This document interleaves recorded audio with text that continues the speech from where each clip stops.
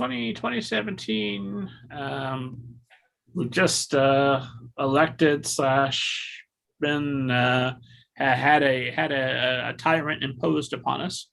That's going on. You've just had a child. Why is 2017 the time for Kelly McWilliams, of all the things you could write about? Why this world? Why these characters? Or is that a fair question? Do you feel like writers have a choice of that sort of thing?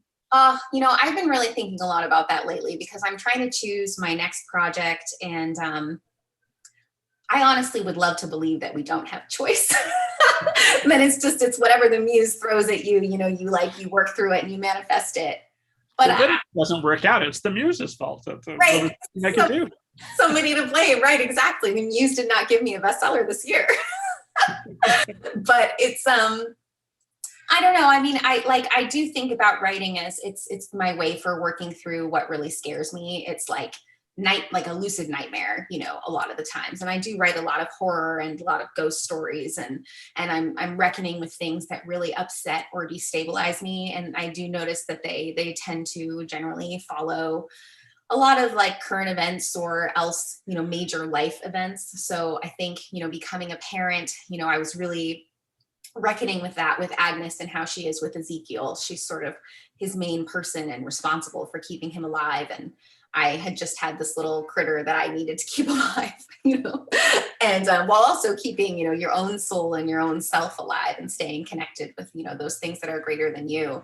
And, my next book after that, Mirror Girls, I wrote in the shadow of Black Lives Matter and the loss of George Floyd. And that book is very much reckoning with my mixed race and biracial identity. I always knew that I would write a book about being a light-skinned, white presenting person with a Black parent. But, the fact that I wrote it then, I think speaks to maybe there was something that I needed to work through there. And I don't want to make it sound like writing is just a therapy session for us. I think it's also there's a legitimate sort of giving that you're trying to do. You're trying to give of yourself, like what wisdom you have. There's no way I'm going to come off sounding less than bonkers saying this, but there's, a time and a place to say something that you hope others will be able to hear. You send out this message in a bottle, you do your best to craft it for, that person you've never met who nonetheless lives in the same world as you.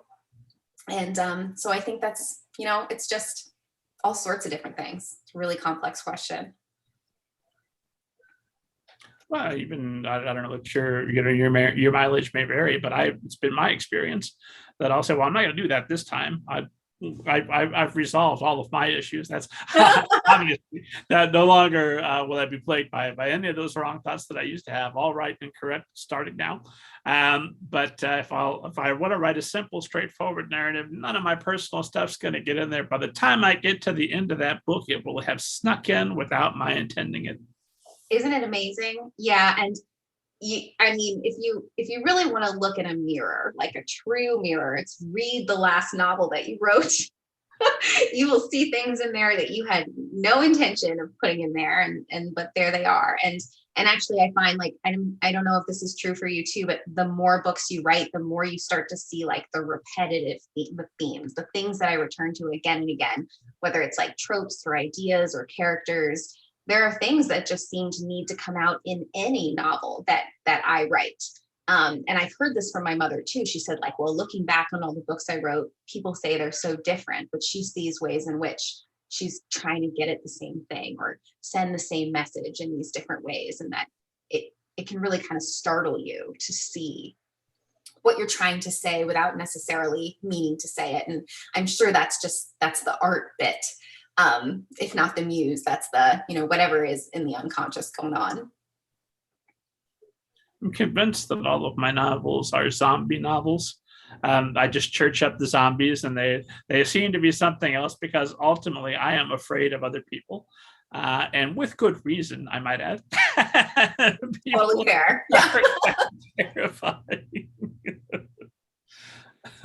Yes, no, it's true. Like if I even look at, the works of other artists, like my favorite show growing up was The X-Files. And it's like, it's a monster of the week format, but in a way it's all the same monster. Like if you think about it thematically, it's, you know, what threatens our sort of belief system, our standing as people, like what destabilizes, I guess, sort of the country for Mulder and Scully.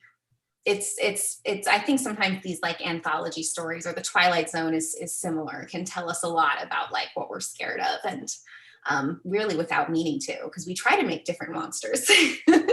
But the monster in the mirror is often the same too. The X-Files was one of those shows that obviously classic, but had a kind of a built-in problem by the time you got to about season 2 or 3, where Scully's still being the skeptic. Like really, 55 episodes, you saw a monster each and every time. Sometimes it was an alien, but maybe not this time. I don't know, Scully. There comes a point where the evidence is definitely on the other side of the scale.